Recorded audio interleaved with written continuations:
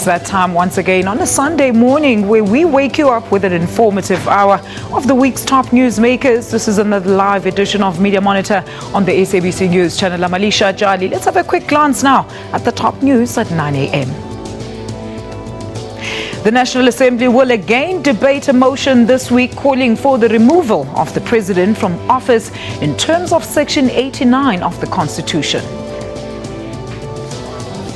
Well, there seems to be no end in sight on the ongoing Pick It Up strike. Salary negotiation talks between Pick It Up management, the City of Johannesburg and the South African Municipal Workers Union members have once again collapsed. Motorists, brace yourselves for a fuel increase as the price of petrol is to increase by 88 cents per litre for 95 octane and 86 cents per litre for 93. And now a quick browse through the Sunday newspaper headlines. That's the Sunday Times then. It's leading with a story about calls for President Jacob Zuma to resign. The City Press leads with a warning by President Zuma and his backers of the dire consequences if the president was indeed recalled. The Sunday Independent leads with a similar story about the growing calls from alliance partners for the president's resignation. The Weekend Argus also leads with the headline about the ANC's top brass in talks following the Constitutional Court's ruling. And of course, the Sunday Tribune leads with stories about the fourth South African victim in the ISIS war and the presence of Malaysian investigators in South Africa for the MH370 debris that were found.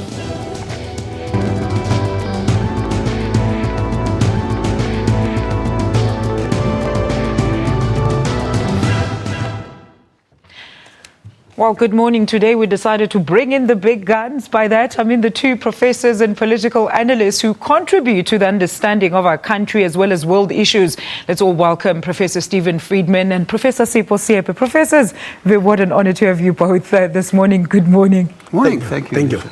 All right. Well, Johannesburg Mayor warns of catastrophic consequences for the city if Pick It Up wage demands are met. That's our story of the day. Let's start with that. I mean, the strike entered its fourth week now. That is on City Press's page 2, and the headline reads, "The city smells a rat."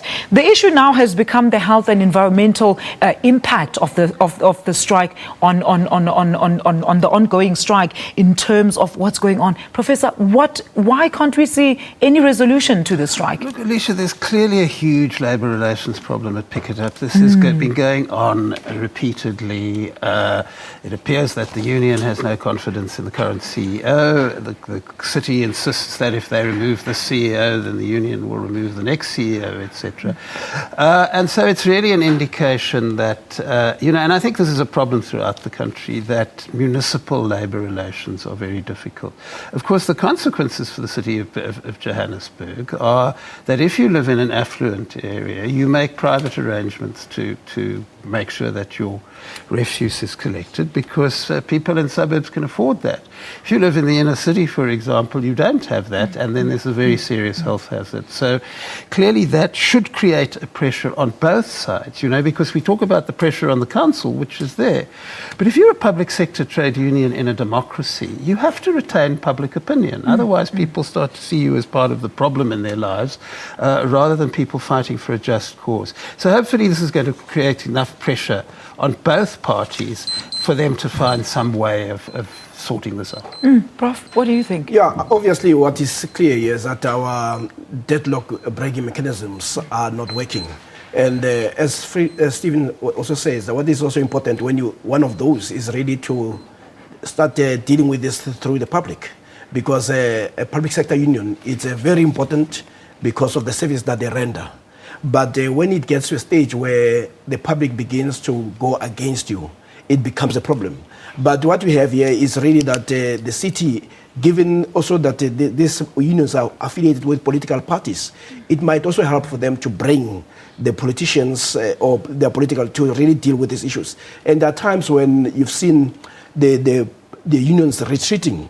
But what they're also saying is that in as much as the city says we do not have money, but we also see that you guys are expending spending money on things that we do not think the city should actually be spending money on. So there needs to be a serious dialogue. But at least what we see here is that the deadlock breaking mechanism is actually not working. We need to find a way, and we can actually find a way. Look, the fact that about 4,000 workers actually received their letters of dismissal, is this the way of dealing with things here, Professor? No, well, it isn't the way of dealing with things. But as Sipho is saying, you have to look at the system you've got. I mean, do you have the procedures in place to sort this out? One of the things that doesn't seem to have happened here, for people who know their labour relations, picking up of refuse is a health issue. It should be an essential service. And what an essential service means is not that you ban people from striking and that you issue them these letters saying you can't do that.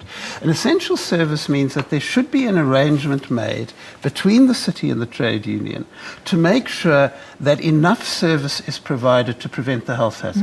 You still place pressure on the employer if that's what you want to do, because the other services don't get done.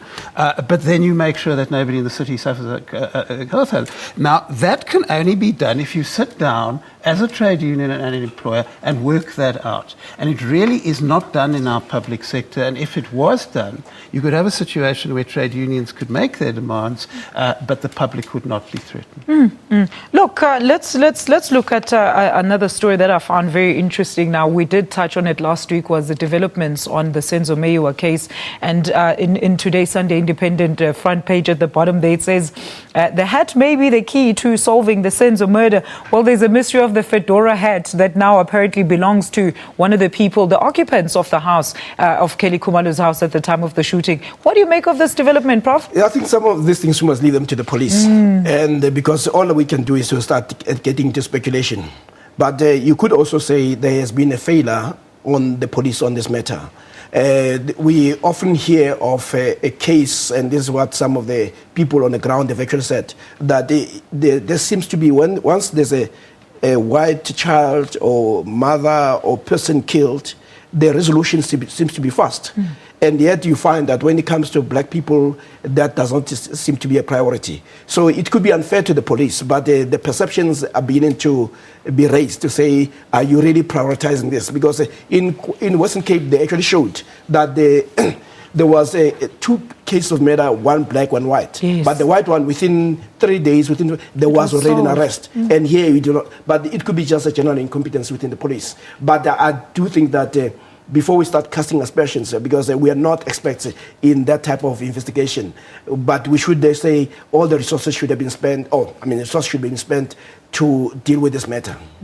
All right. Well, that's where we leave it with our picks of the day. We're going to take a quick ad break. And when we return, we're going to unpack this week's developments on the Nkandla saga. Do stay with us.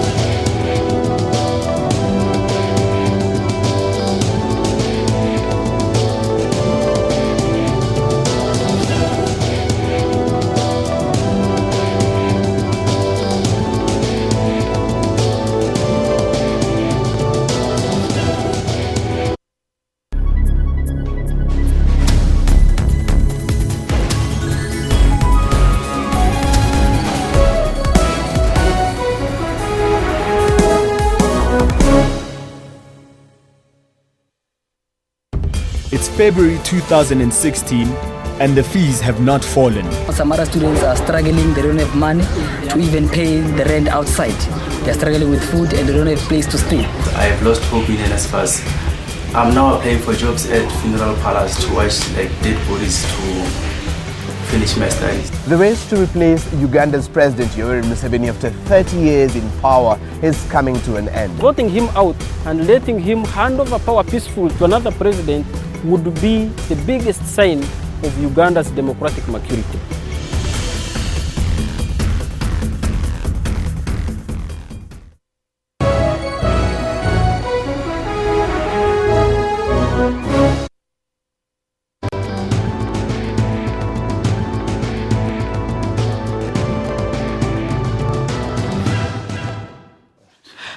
Welcome back. This is Media Monitor. Remember to give us your views on our Twitter page at SA Media Monitor. Now, the Nkandla debacle has been with us for quite some time now. We have seen commissions being set up to probe irregularities surrounding its even vibrant debates in Parliament over the same issue. Gentlemen, I think the first question here that we need to pose is, where did the Nkandla debacle start? Where did things go wrong? Let's start with you, Professor Friedman. Alicia, I think that one of the problems in South Africa is that we seem to imagine that things that happen in South Africa have never happened anywhere else in the world and don't happen in any other country, and therefore are debacles or fiascos or whatever. In any political system, you sometimes have a situation in which people who hold public office use resources in ways which the public or sections of the public don't like. What we have in this country is a constitutional democracy where we have an office called the Public Protector, where people can take those issues if they're not happy with the way in which government is performing. What has happened in this case is that a group of people have taken a particular issue to the Public Protector. The Public Protector has made a finding. There was then a perfectly legitimate dispute, which you can have in any new system, about how much power does the Public Protector have. We now have a ruling from the highest court in the land which tells us how much power the Public Protector has, and we have a situation where the court has found that the president did not comply with the Constitution, and now the politicians have to decide how to react to that. Incidentally, one of the things I find interesting, which hasn't been mentioned so far, is that the opposition wished to impeach the president. If you look at our Constitution, the word impeach never appears. We don't have impeachment in our system because you only have impeachment in systems where the president can't be removed by Parliament. In our system, the president can be removed by Parliament. Parliament doesn't have to have any problem with the president except that they don't want the president, and then 2/3 of Parliament vote that they don't want the president, and somebody else has to be president. So what we're dealing with at the moment is a political process in which the future of President Zuma will depend on how much political support he has and how much political support his opponents have. So it's fascinating. It's a very important development in our democracy. We need to watch it very carefully. But, you know, all this hand-wringing about how we're the first country in which this has happened and that it shows that we're a country in crisis, etc., I have a problem with. Incidentally, what happened on Thursday, besides anything else, is that South Africa's constitutional system showed that it works the way it's supposed to do. And that's a huge plus. It's not something you take for granted that your constitutional system works the way it's supposed to. And ours doesn't. We should be very pleased about that. I think the two issues that Stephen raises, the most important one is that we have an affirmation of democracy in terms of the resolution of disputes. And fundamentally, this was about the dispute on interpretation of a constitutional provision. And in that dispute, you often find that people hold different interpretations, even judges themselves. There are times when the Constitutional Court would listen to the same argument, evidence and all that, and not agree. And the majority wins. So we must understand that we have a mechanism to deal with disputes in this country. So what you had here is that there was, after the findings by the Public Protector and her recommending certain remedial actions, the president held a view that they're not binding.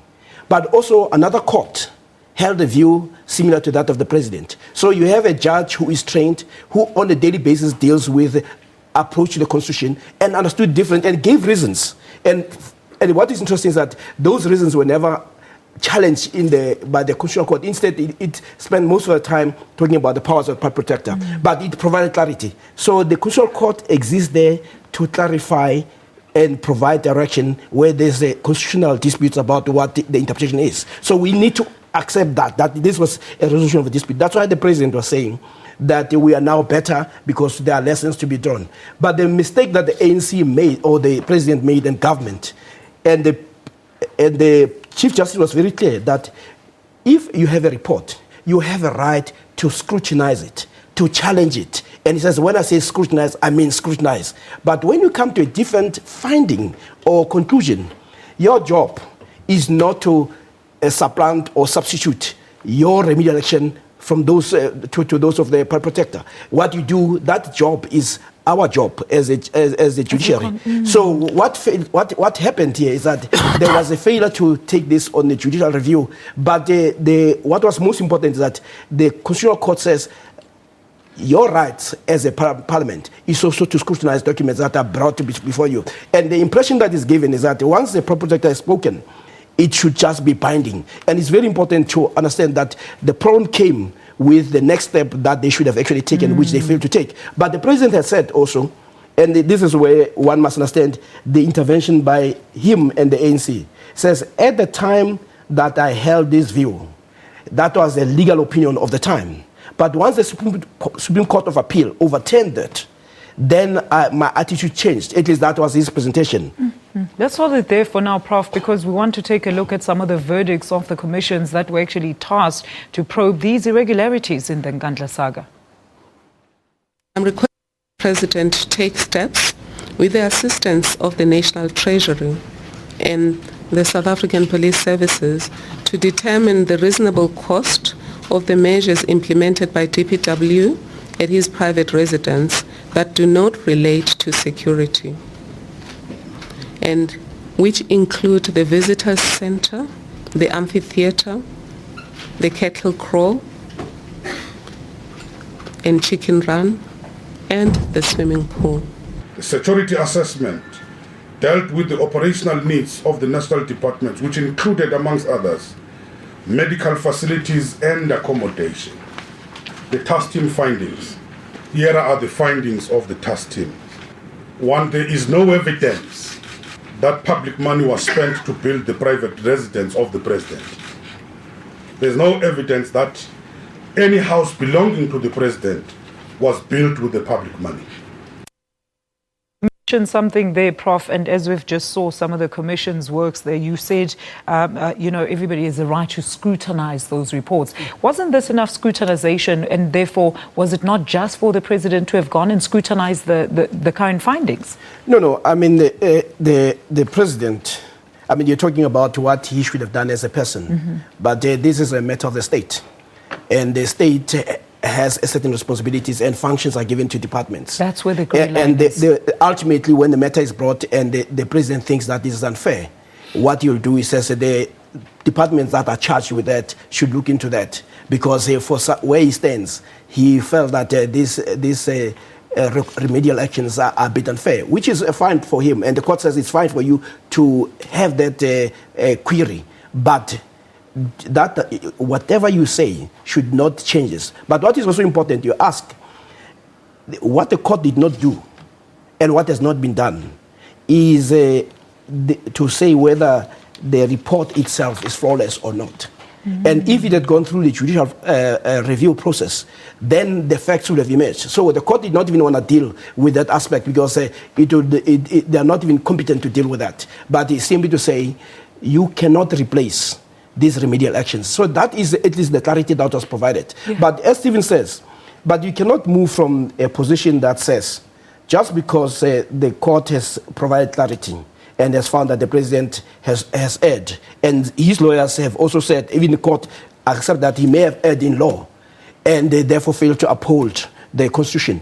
It does not necessarily mean that the court directs people to, because that is the province of the National Assembly. And it's very clear there. It says, once there's a serious breach of the Constitution, or where there's a serious misconduct or incapacity by the president, National Assembly may.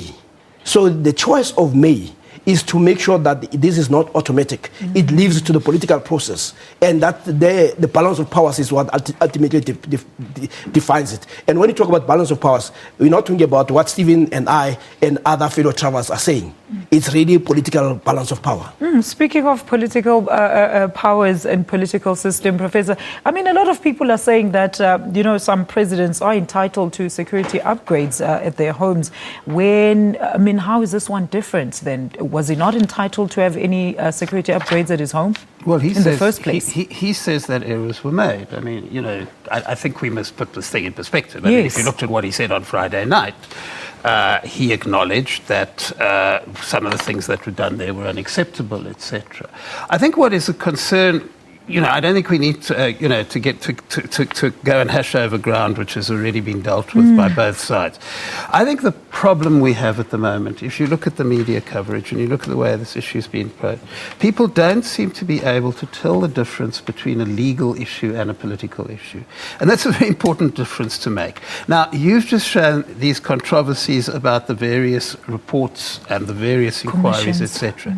It is perfectly legitimate in our democracy for people to say that they feel that the president behaved extremely badly, that they think that he didn't listen to the public protector when he should have listened to her, that they don't take Minister Nhlekwe's report seriously, etc. That's a political issue. It had to be sorted out in the society by how much political support you can get for the president and how much political support his opponents can get. But this is not what happened on Thursday. This is not what Thursday was about. As Sipho says, Thursday was about a question of where the public protector fits into our system. And he's correct to say the court was not interested, it was not its job, to say whether it thought that the report was a good report or a bad report. It said this is what you do when you get a report like that. I think the other thing which is being missed here, which is very important to the future of this country, courts do not tell parliaments what to do about presidents, okay? And the reason courts do not tell parliaments what to do with presidents is that we have a democratic system here. Presidents and parliaments are elected by the people.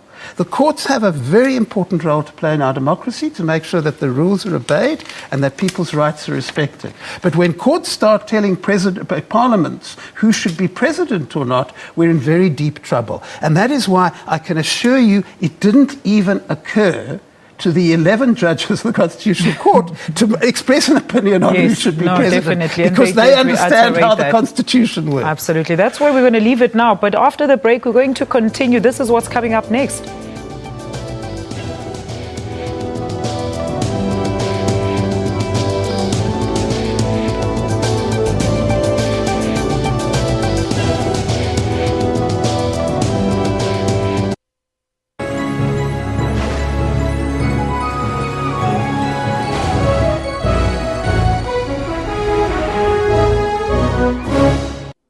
Tonight in an SABC exclusive news expose, we show you how firearm proficiency certificates are fraudulently sold for a few thousand rand. What you did was illegal. Do you at least acknowledge that? What you did is illegal. I say it could be probably illegal. Nigeria is Africa's second largest tomato producer. The chief executive of Enrisco says he started the company with a capital of $75 million. The problem now is that the market has been created in China. He says that doing business in the country is becoming more difficult every day.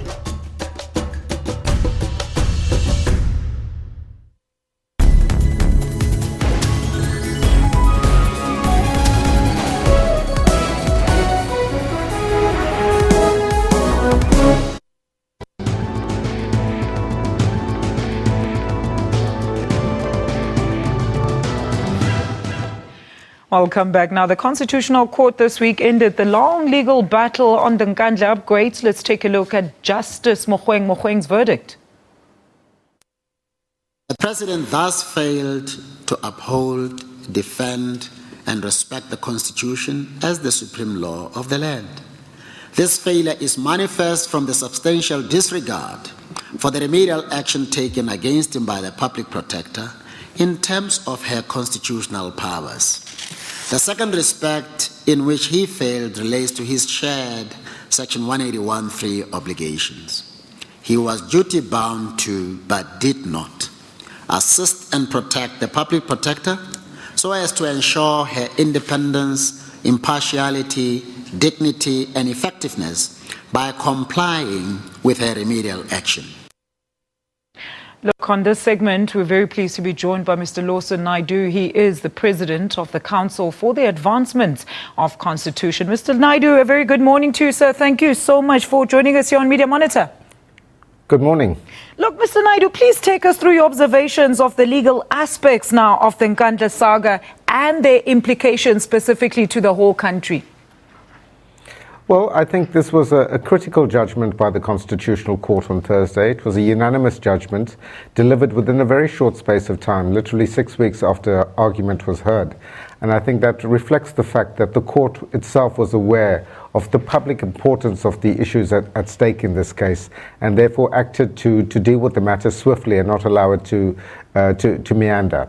The judgment was important because it clarified a number of, I think, very important constitutional principles, some of which have been touched on in the discussion earlier.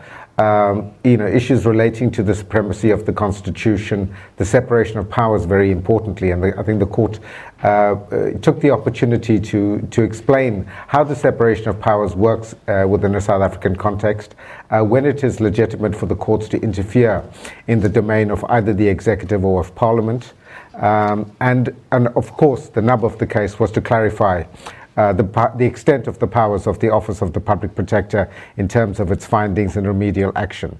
So I think it's an important judgment that will be studied for years to come. It clearly sets out a level of commitment to the Constitution and, as I say, what is expected from subjects of reports of the Public Protector. So it's clarified that the Public Protector does indeed have the power to take binding remedial action, and that if the subject of a report of the Public Protector is in disagreement, they're entitled to challenge that, but they are only entitled to challenge that through the courts and not by second-guessing the reports of the Public Protector through another organ of state that falls under the command of the executive or of Parliament. Look, please expand on that, Mr. Naidu. I mean, let's talk about the precedents now set by this particular judgment, as well as its implications to Section 9 institutions. Yeah, I mean, I think, we can talk about the legal issues and which we've done, and even the political issues. But one must come back to the very beginning of this case. And you asked the question earlier, when did the saga start? And I think the saga started in December of 2009, when it was reported by Mandy Rousseau in the Mail and Guardian that at the time it was an estimated cost of 65 million rands on the upgrades at Nkandla. That should have alerted the president to the scale of what was going on at his private residence. And as the Public Protector's report itself states, he should have realized that there was a potential conflict of interest that he should have managed. He should have ensured that public resources were only used for the absolute necessity and not for anything more. So it is from that point that there should have been an ethical and moral call on the president to ensure that funds were not wasted in the way that they have been, and the escalations that have now taken it to almost 250 million did not take place. So I think that one must also put it in the context of that ethical issue that arose right at the very beginning. Insofar as the judgment of the court finding that the president acted in a manner inconsistent with the Constitution, that he was in breach of his responsibility to protect, uphold and respect the Constitution. These are serious findings of the court and go to the very heart of the oath of office that the president has taken. And the court dwelt upon that point and said that there's a particular reason why the president takes his oath of office in public, because it is a public and a very visual symbol of his allegiance to the Constitution. And having breached that allegiance, there must be consequences for the president now. And very quickly, Mr. Naidu, I mean, I remember this case was taken to a court in Cape Town, and the issue was really about the Public Protector's powers, and they actually found that they were not necessarily binding. I mean, what do you make of this misinterpretation of the Constitution by the judges? Well, that was in the DA versus SABC case, in the judgment of Justice Sipho, which was overturned on appeal by the Supreme Court of Appeal. And Justice Sipho said that, the Public Protector's remedial action are recommendations, but that they should be followed unless there is a rational reason not to follow it. So it was not simply saying that it's a mere recommendation that can be ignored willy-nilly. There still had to be a rational basis for doing so. And I think what has happened both in the Supreme Court and now in the Constitutional Court is a clarification of the powers of the Public Protector, and that in appropriate circumstances, the remedial action that is ordered by the Public Protector is binding unless, as I say, it is set aside decide through a judicial process and the court decides that the public protector has erred. Because we must also be aware of the fact that the public protector is capable of making mistakes and of getting things wrong. So the power that she has is not unfettered and is subject to oversight by the courts. Thank you so much, Mr. Naidu, for that clarification there. Mr. Lawson Naidu, the President of the Council for the Advancement of the Constitution. Now, opposition political parties' role in the Nkandla saga didn't go unnoticed. The popular slogan, #Pay Back the Money, is now the result of their defiance in getting the president to pay back the money that was spent for non-security upgrades. Gentlemen, Prof, let's start with you. Well, you see, Alicia, once again, if we're trying to understand South African politics, you look at obviously the opposition parties are doing what opposition parties are supposed to do in a democracy. But what you do is you have a look at the strategy of the opposition parties and you say, is this likely to succeed or isn't it? Now, I mean, the first question we have to ask, which I think is an important political question, is do the opposition parties who presumably do read the Constitution, do they really believe that they're going to be able to impeach the president? Obviously, they don't believe that they're going to impeach the president. So what they're trying to do is influence public opinion. They're trying to, which is partly what Parliament is about. They're trying to say to the South African public, you have a president who is unfit for office. We are going to Parliament to make that point, and you should support us. And obviously in this country this year, we are having an event at which we will find out to a certain extent whether people feel that the opposition strategy has been successful or not, and that is that we're having local elections later this year. And we will get a sense in the local elections of how this is playing out. But I think it's very important for us to understand whether it's the motion that they're bringing, whether it's the threat of the EFF to stop Parliament operating and to go out onto the streets, etc. These are attempts to influence public opinion. This is about the battle of public opinion. And in fact, much of what is going on in the moment is about public opinion and political opinion, etc. So when Mr. Naidu says that there ought to be consequences, of course there are consequences. The consequences are playing themselves out in politics every day.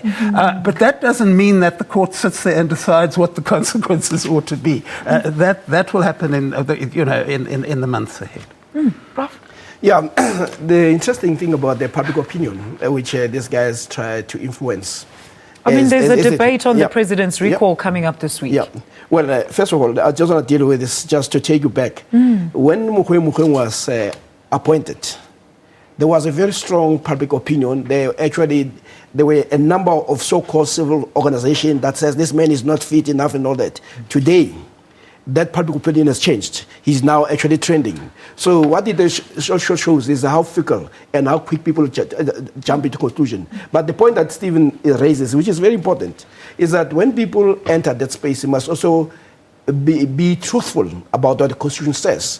If you listen to the opposition and also people who support them, the impression that is given is that a finding against a president automatically must lead to a removal. And that is not so. And what people fail to understand is that on a daily basis, when the Constitutional Court overturns actions by government, it simply says your behavior is unconstitutional. When they overturn judgments of the Supreme Court of Appeal, they're also making the same statement that your behavior and your understanding is not fitting. So, but we don't rush to saying they must actually be easily removed. So that is left ultimately to the political process. And Stephen mentions the issue of that we're in a democratic system. And what it means that the will of the people is the one that ultimately must decide who becomes a leader or which ruling party gets into power. That is something that is sacrosanct that we must also defend.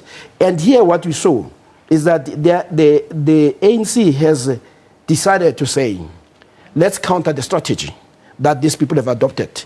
And we counter it by simply taking a position to remind people about the Constitution, but also remind people about what the president said and what actually happened. So that was an attempt to push back the one-sided narrative that we actually found. And I think for me, that actually shows how vibrant our democracy is. But most importantly, as Stephen says, that ultimately you have to check which strategy will work best for the party.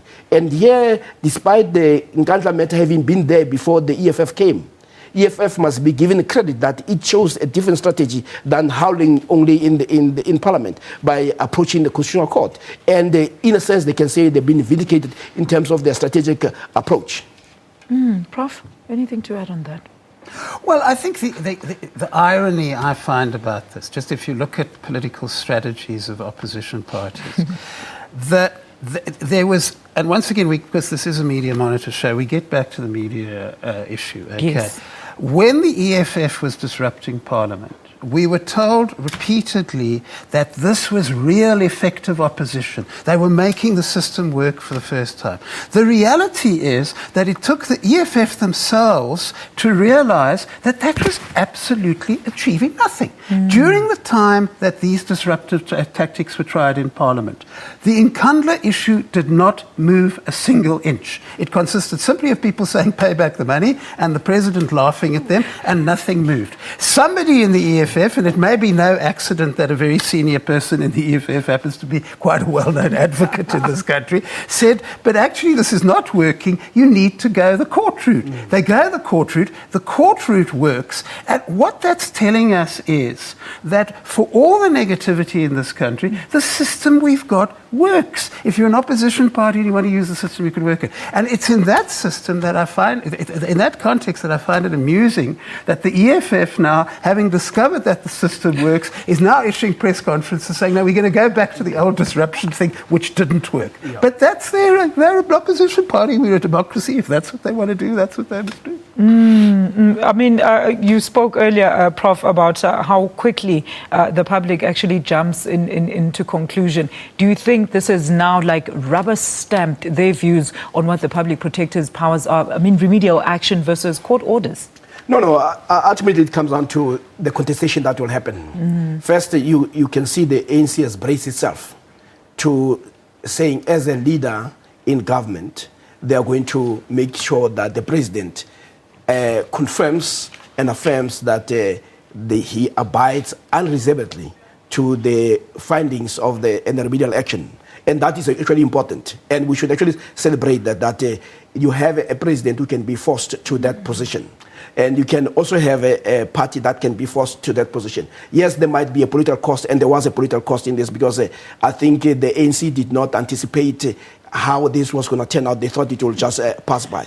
So, but what is important is really let us celebrate this democracy. It has checks and balances. And if people bother to listen, they must actually go back to the Chief Justice's statement.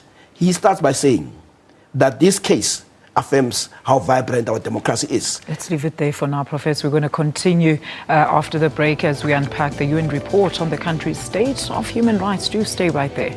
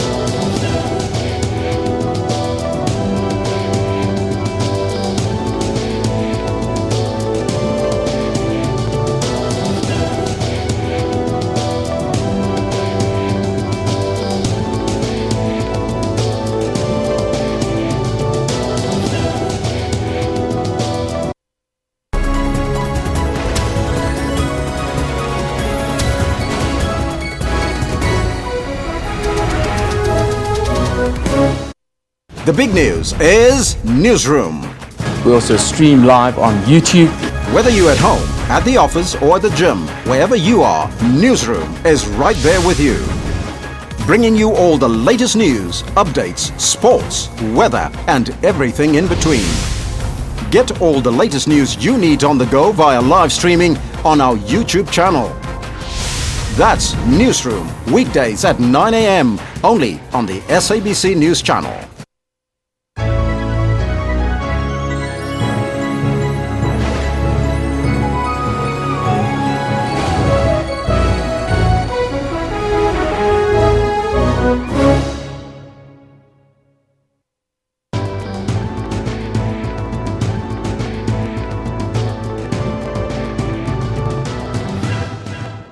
Welcome back to Media Monitor. I'm with political analyst Professor Stephen Friedman and Professor Sipho Seepe. And of course, we've been recapping the stories that kept us talking this week here on Media Monitor. Do share your views. We're still listening to you at SA Media Monitor on Twitter. Prof, wrap this up for us. I mean, the president has apologized. What should we look forward to going forward in our democracy now? Yeah, I think there are two issues here, Alicia. I mean, I'm concerned about this issue because I'm concerned that we actually realize that we have a working democracy in this country. I think, first of all, people have to trust our democracy a lot more than they've been. Sipho mentioned earlier on the position of the current Chief Justice. Okay, I was an opponent of the appointment of this Chief Justice because I felt that then, still Deputy Justice Moseneke was the person who ought to get the job. We're allowed to do that in a democracy. What I find absolutely unbelievable is that at the time that Justice Mogoeng was appointed, you had cartoonists picture him in public as a dog on a leash, claims that he was simply a stooge of the president. I gather, incidentally, he says, and I have no reason to disbelieve him, that he and the president actually have never met.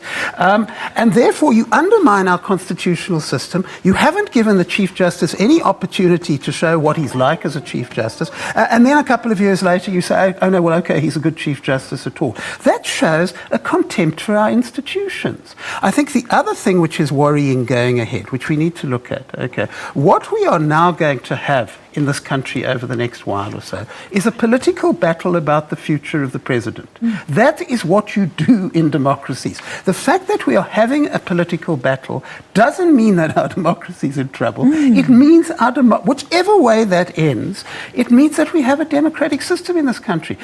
You look around the world and show me a system where a president who has had an adverse finding like this, or a president who's been accused of breaching the Constitution, simply stands up in public and says, there's a court action against me, I'm going, bye-bye. It didn't happen in the United States, it didn't happen in Brazil, it didn't happen in the Philippines. It doesn't work like that. What happens in a situation like that is the president says, I'm staying, and then your political process kicks in, and you find out at the end whether he's staying or going. What is going to be happening in this country over the next while or so is a perfectly normal political process, and we should treat it as that. Your rep, very quickly. Well, in this country, we are a very schizophrenic country.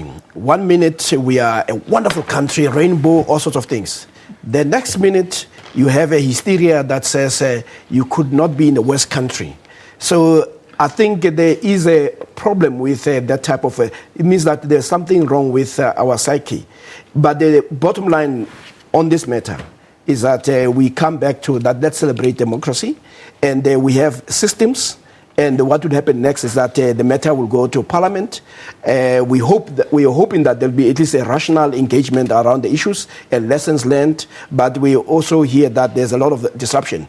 But most importantly, I think a party that is weak here is the ANC. And the ANC's strength is also its weakness. The fact that you have disparate groupings what makes it easier for it to appeal to the people, because people see that it can be an answer to our problem. But what it also does is that it leads to a number of factions. So you'll also find certain people who belong to the organization playing to the gallery, taking positions and all that. But that's all the nature of the ANC must accept that if you're going to be an organization where everybody is allowed, you should also understand that it will be very difficult for you to control everybody. But it does not mean that the ANC is about to collapse now. But collapse it will, but not in the near future. Look, we saw what happened to Egypt when the presidents were called within less than a year when they were in power, but that's where we leave it on the Ngandla saga. Now, I did promise that we're going to talk on the UN. Thank you so much, professors, for the way you handled that matter. Now, one of the stories that did not make the headlines, but equally important, is the UN Human Rights Committee findings on South African human rights record. The committee raised issues about racism, xenophobia, as well as excessive use of force by the police. The stigma attached to HIV and AIDS victims was also a cause for concern. The departure of Sudanese president was also raised. Gentlemen, what do you think about these findings by the UN, Prof? Well, I think, look, first of all, there is a problem. I mean, it's a very interesting issue to me. I mean, are human rights abuses simply things governments do, or are they things other institutions do? Because when they talk about racism, for example, which is a huge problem in our society, I think it's generally accepted by the majority of people in this country that racism is not, the problem is not that we have racist laws and racist government officials. We have very powerful people in private life in this country who are racist. Do you regard that as a problem in the report or not? And I think that probably the answer to the question is, if you take something like this UN report as what you should take it as, is not some sort of dreadful indictment of the country, but as a pointer to the kind of problems we have and the kind of problems we have to deal with, it's a very useful exercise. We've been telling you throughout the program that we have a vibrant constitutional democracy, and we do. But that doesn't mean that, suddenly all human rights issues are resolved within 20 years. We have tremendous human rights problems in this country. We have the racism problem, which we've talked about a bit. And we have the irony, I find, on human rights in this country, we have the irony that the people who shout the most about human rights abuses in this country are the people who have the least to worry about. The people who shout most about human rights abuses are middle-class people who have total freedom of speech, who have a great deal of power in the society. If you go out to shack settlements and townships, people have real human rights issues. If you're fortunate enough to be from another country, we all know what happens if you could be subject to violence. If you're a South African, you have all sorts of problems about powerful people who want to use violence against you and who want to muzzle you, etc. Right. And our problem in this country is that the people who really suffer from human rights abuses don't have a voice in this country, and we need to do something about it. Prof, your quick word. Yeah, I think the biggest problem we did in 1994, and this is also what the powerful sections wants us to do, is to simply pretend that all problems ceased in 1994. We had a racialized society, and we then embraced the notion of rainbowism, miracle nation. And this is what miracle does to you. That if you start believing in miracles, you do not resolve the challenges of centuries' challenges. So we pretended that racism does not exist. But shouldn't we be optimistic, as you mentioned? No, you need to be optimistic, but optimism does not mean be unrealistic. And what we did not do, and this is what the students are actually showing us at universities, that we've had an anti-black, anti-working class, and anti-poor system that works against the majority in this country. And those issues are not on the table. And the issue of xenophobia, we have not even talked about the level of self-hate that exists among the black people, where we turn against our own more stronger than we will deal with other issues that should deal with us. The issue of land, the issues of water, all those access to basic services that Stephen says, these are the realities on the ground. Somehow we allow ourselves to be diverted from the real experience of ordinary people. All right. Incidentally, this view that the Constitution solves everything is not an optimistic view.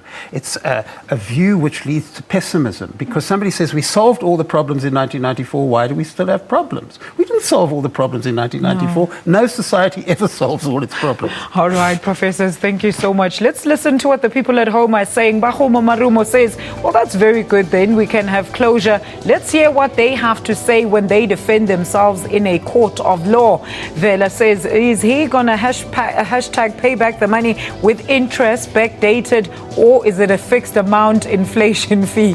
We don't know, Vela. And of course, Vela once again says, how sure are we that the ministers who are going to determine the amount to be paid back are not influenced in any way? Well, I know that the finance minister, Pravin Gordhan, said they were going to be very thorough in their determination. Very quickly, there's a very simple answer to that. The court ruled that they have to go back to the court. The court's going to take the final decision, not the Treasury. The Treasury just does the numbers. All right. Well, Vela, there you have your answer. Professors, thank you so much for your time and insight this morning.